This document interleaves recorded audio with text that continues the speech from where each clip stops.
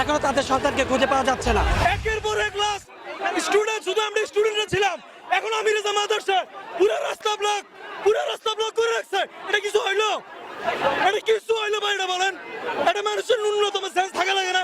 ছোট ছোট বাচ্চা এটা মারা গেছে ভাই, একের পর এক ক্লাস আসতেছে, এখন উনি ওনার ইয়ে নিয়ে আসতেছে। হাজারবার বলছে একটা মানুষ, আপনি একটা কমন সেন্স নাই, আপনি একটা দলের প্রধান, এটা কোনো কথা?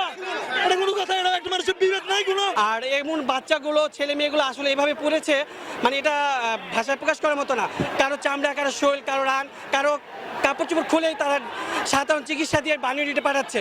তো আমি রিকোয়েস্ট, যে কেউ যদি রক্ত দিতে চায় তারা ডাইরেক্ট বানিয়ে চলে যায়। এখানে নার্স, আয়া থেকে শুরু করে সবাই, জনগণ সবাই সেবা দিচ্ছে। আর এখানে কিন্তু অবস্থা খুব খারাপ, মানে অলরেডি আমি খবর পেয়েছি 10 জন না 12 জন মারা গেছে অলরেডি তৎক্ষণিক। আর এখানে প্রত্যেকটা রোগী সকালে খুব ভয়াবহ ছিল। এবং কি আরেকটা খবর জানিয়ে রাখি আমি, আমাদের 19 তারিখে শহীদ নাইমা, জুলাই আন্দোলনের যে মেয়েটা, ওর বড় বোনও আজকে মৃত্যুর মুখে থেকে বেঁচে এসেছে। সেও 3 ঘন্টা ট্রিটমেন্ট নেওয়ার পরে তাকে সারা বাসায় দিয়ে হয়েছে। সে কিছুর পর জ্ঞান হারাচ্ছে। তো আমি বলবো সবাই যাতে দোয়া করে এই ছেলে মেয়েগুলো যাতে বেঁচে ফিরে। অনেক গার্জিয়ানরা এখনো তাদের সন্তানকে খুঁজে পাওয়া যাচ্ছে না, তো হয়তো বা এক মেডিকেলে আছে। এই তো, আল্লাহ হাফেজ, সবাই দোয়া করবেন। শফিকুর রহমান জামাতের আমির, উনি দেখতে আসছে, অসুস্থ থেকে সবাইকে দেখতে আসছে, এমনি ডাক্তার, উনি দেখতে আসছে, এতটুকু জন্য আর কিছু না।